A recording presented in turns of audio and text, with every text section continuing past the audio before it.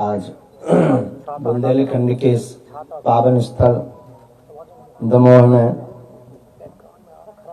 9 दिवसीय श्री राम कथा महोत्सव में श्री बागेश्वर बालाजी की कृपा और संपूर्ण दमोह जिले के एक एक भक्तों के स्तुति प्रार्थना के बल के स्वरूप 9 दिवसीय राम कथा का भव्य और दिव्य आयोजन हो रहा।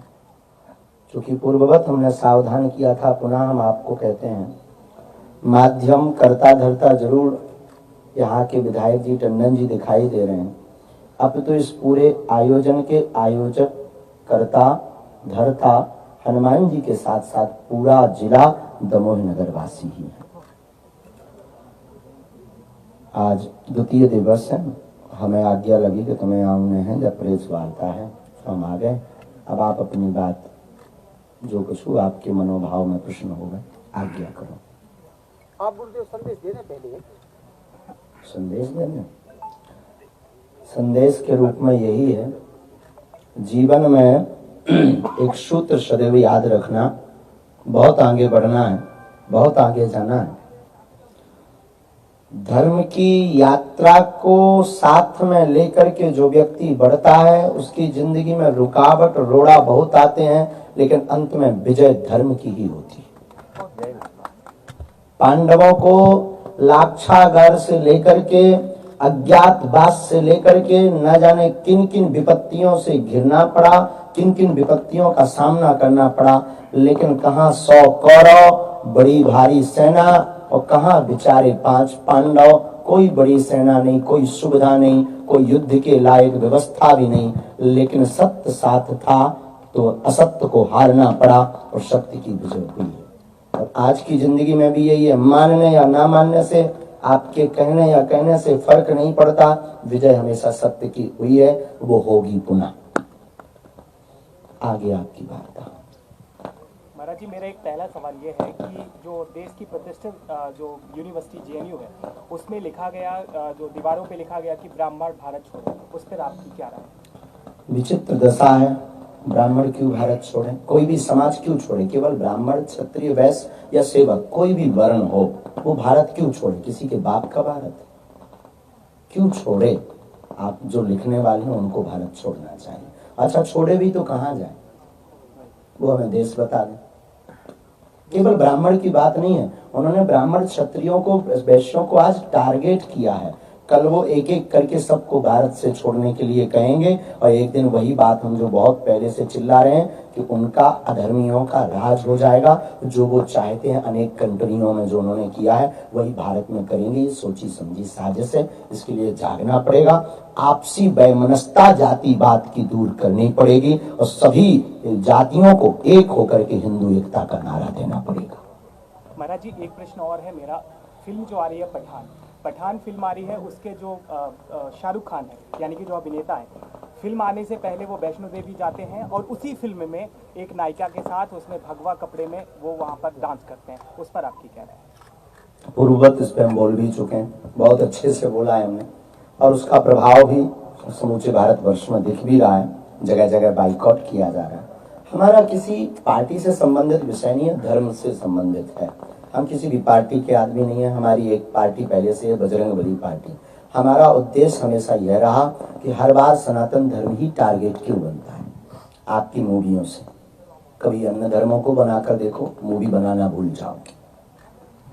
हम लोग इतने दयाभावी हैं, हम लोग सब सरल हैं, भोले लोग हैं, इसलिए बार बार हम कोई टारगेट बना लेते हैं। इस पर यही प्रतिक्रिया है, कायदे में रहोगे तो फायदे में। गुरुजी, आप सनातन धर्म की रक्षा के लिए इतने प्रयास कर रहे हैं, कुछ सनातन धर्म के ही गुरुजी लोग हैं जो आपस में लड़ झगड़ रहे हैं, उनको क्या संदेश है आपका? देखो, अगर ऐसी परिस्थिति बनी रही तो बहुत जल्दी धर्म युद्ध होगा। उनके लिए यही निवेदन है कि एक दूसरे को नीचा दिखाने की बजाय, एक दूसरे पर आरोप प्रत्यारोप लगाने की बजाय, और ये लड़ाई कुछ भी नहीं है, ईगो की लड़ाई है। अपने आप को बहुत अच्छा सिद्ध करने के चक्कर में दूसरे को गलत सिद्ध करने की तैयारी, ये लड़ाई है और कोई लड़ाई नहीं। और बात यह है कि कोई ऐसा नहीं है जो दूध का धुला हो। तो निवेदन यह है इस पर हमारी प्रतिक्रिया यही है, करबद्ध हाथ जोड़कर निवेदन, जितनी ऊर्जा हमें एक दूसरे को, सनातनी हिंदुओं को नीचा गिराने में लगानी है, उतने हिंदू विरोधियों के ऊपर अगर ऊर्जा लगाएंगे तो धर्म हमारा बच जाएगा, सनातन की रक्षा हो जाएगी और कोई अपनी मजाक भी नहीं उड़ा पाएगा। गुरुजी, कादीपुर में पिछली बार गौ हत्या पे आपने प्रतिबंध लगाने और सब चीजों, उसका परिणाम ये हुआ कि विधायक जी ने गौशाला का निर्माण भी कराया। एक बात कहने पर तुरंत जी, लेकिन इसके बाद भी दमोह में गौ हत्या अभी भी निरंतर जारी है। इसके लिए प्रत्येक आपको जगना पड़ेगा।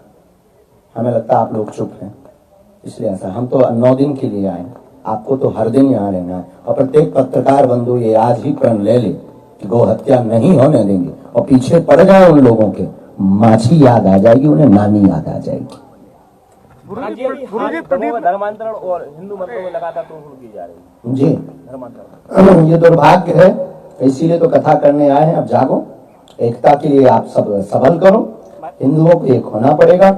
एक होंगे तो ये लौट करके कभी नहीं होगा। मंदिर की तोड़फोड़ का भी हमें विषय याद है, लेकिन वो पूर्ववर्ती उन्हें पकड़ लिया गया, सब बात हमारे पास आई है।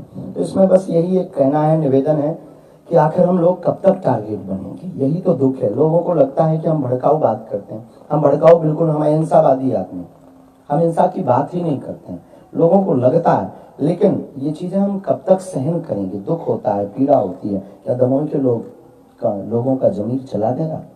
यदि चला गया तो ये सहते रहे, बहुत अच्छा है। गुरुजी, आपसे प्रभावित होकर आज सुनने में आया कि करीबन 250 से 300 अन्य लोगों ने, जो अन्य धर्मों में चले गए थे, वो घर वापसी हो रहे हैं। बिल्कुल हो रहे हैं। ये सौभाग्य का विषय, ये हम होने नहीं देंगे। घर वापसी कर रहे हैं, लगभग 250-300 लोग कर रहे हैं। इसमें दिल्ली से भी बहुत लोग आए हैं, क्षेत्रीय लोग हैं। जो पूर्व में दमोह में यहाँ पर उपद्रव हुआ था, जो बीच में यहाँ पर धर्मांतरण हुआ था, एक विशेष मिशन द्वारा, मिशनरियों द्वारा, उनके ऊपर यह कड़ा प्रहार हुआ है बागेश्वर बालाजी की कृपा से। गुरुजी,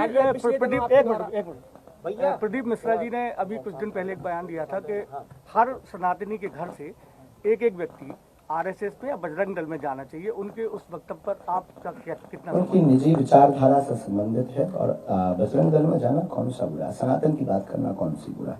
बहुत अच्छा है। गुरुजी, एक प्रश्न है। हनुमान चालीसा में कहा गया है, भूत पिशाच निकट नहीं आवे, महावीर जब नाम सुहावे। लेकिन इसके बावजूद भी लोग ओझाओं तांत्रिकों के चक्कर में पड़ रहे हैं, वजह? वाह, बहुत अच्छा प्रश्न। इसके पीछे सबसे बड़ा कारण है, हनुमान जी को तो मानते हैं पर हनुमान जी की नहीं मानते हैं।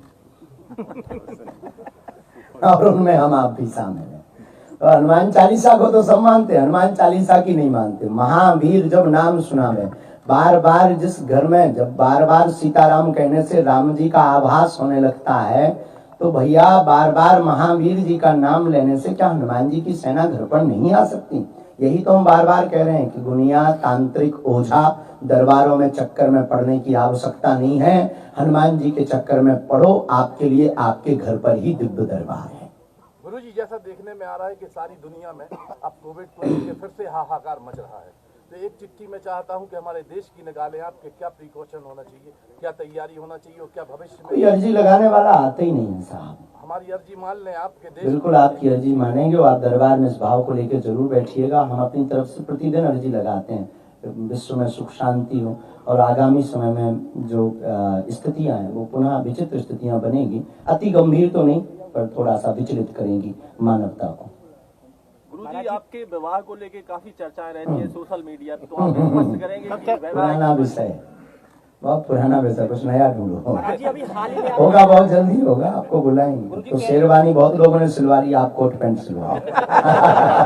गुरुजी, एक केंद्र सरकार से संबंधित सवाल है। केंद्र में भाजपा की सरकार और भाजपा के एक केंद्रीय मंत्री ने संसद में एक बयान दिया है, एक जारी किया है कि जो राम सेतु है उसका कोई अस्तित्व नहीं है। इसको लेके आपका क्या कहना है? वैसे राजनीति पर हम कोई टिप्पणी करते नहीं, राजनीति से हमारा कोई लेना देना नहीं, और जो राम का नहीं वो अपने बाप का नहीं।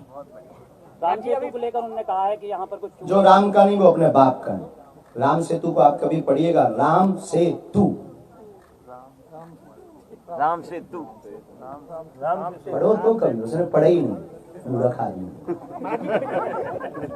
पिछले दिनों आपके द्वारा बोला गया है, बागी प्रधान में एक हाँ, ये बहुत अच्छा विषय है, ये हमें बताना चाहिए था, हम पहले भूल गए। अब क्या बताइए, अब चाय अबे पिया जा रहा है, तो दिमाग खुल जा रहा है। विनोद की बात, भारत के इतिहास में पहली बार ऐसा हो रहा है।